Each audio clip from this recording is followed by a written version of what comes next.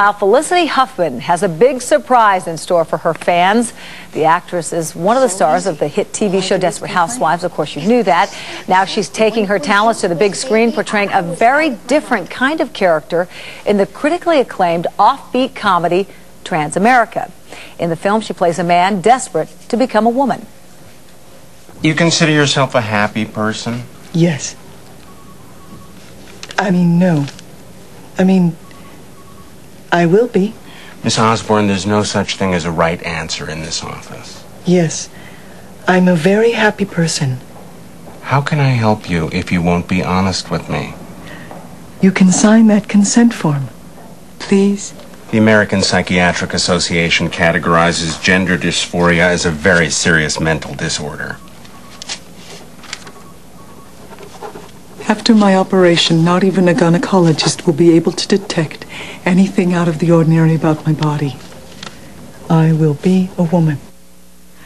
Felicity Huffman, good morning. Good morning. Now, you watched that clip like I did. What do you think when you watch that? Are you thinking, that's really me? I could not get over it. I just keep thinking my ears are enormous. I think two things. Whenever you watch yourself, you kind of go, oh, ow, yuck. And then I love that character so much that every time I see her, I go, oh, sweet Brie. Well, what is it that you loved about her? And while you're telling me about that, tell us a little bit about the movie, because it's not exactly something we'd see, at the local multiplex. Yeah, well, God willing, maybe you will.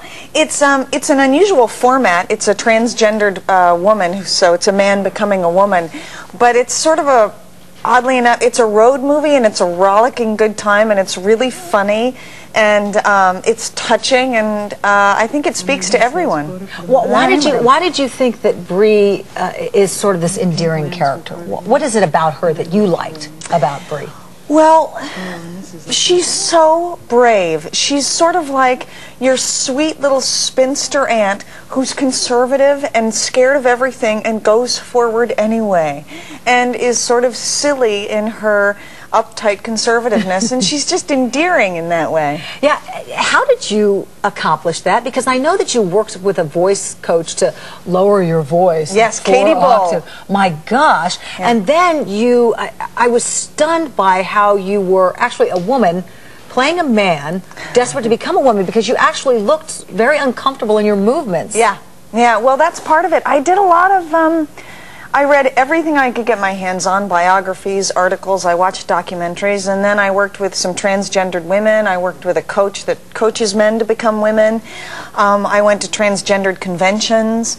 I worked with an acting coach. I worked with my husband. I noticed how men move. So I did, and oddly enough, it was a journey of becoming more feminine for me. Speaking of your husband, we said William H. Macy, you are married to. Yes, he was on the show not that long ago, and he said you were he had such great things to say about you. He's kind of a lucky girl. Well, he said he's a lucky guy. Well, it's true. I mean, married well. He was the executive producer, we should say, by the way, of Transamerica. One of them, yeah. There were many of them. Yes. Yeah. What was that like working with him? Good. I've worked with him from the minute I met him, and so we're used to it, and we're really good at it. And he's great to be directed by. He's great to be produced by, and he's wonderful to act with. See, I could not take that kind of direction from my husband. So like, good for you. Yeah, exactly. We got to talk about Desperate Housewives. I mean, you're a big, huge star because of Desperate Housewives. Yeah, we're talking about you. The show has been unbelievable. I'm a fan. Actually, it's on another network, but I do watch. Are you surprised by this runaway success? Oh, I couldn't be more surprised. I mean, it's like lightning striking. I've done a lot of pilots. I've done a lot of series, short-lived, some medium-lived, and I thought I was sort of the I thought I was the anthrax of series. If I was in it, it was going to die a terrible death. Oh, dear. But this one seems to have survived me being in it, and it's great. I'm so happy. But you play such a great role. I mean, I think it's the role that so many of us can relate to, who are working mothers and just so harried, and you do that so well. Well, I found motherhood to be so phenomenally challenging, and no one talked about it in the way that it actually is. And so I was so glad that Mark Cherry wrote a character that certainly expresses motherhood the way I experience it. It seems like with all of this tremendous success, you're under a microscope, and of course this is no different for the cast than crew over there at Desperate Housewives, and I think it all kind of culminated with that article in Vanity Fair. It said some tough things. What did you make of that? The article? Yeah, it made it sound like there was all this backbiting and jealousy and all of this stuff going on. My gosh, what's happening?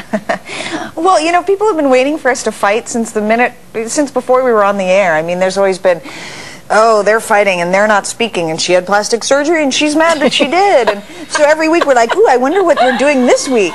So it's just sort of more of the same, and you're like, yeah, we're not getting along, we're fighting. What else is new? It's all just poppycock. Yeah, gotta laugh it off, huh? Yeah, it's good tonic, right? Felicity Huffman, so great talking to you. Thank you, nice to be here. You're well matched with your husband. We're back after this.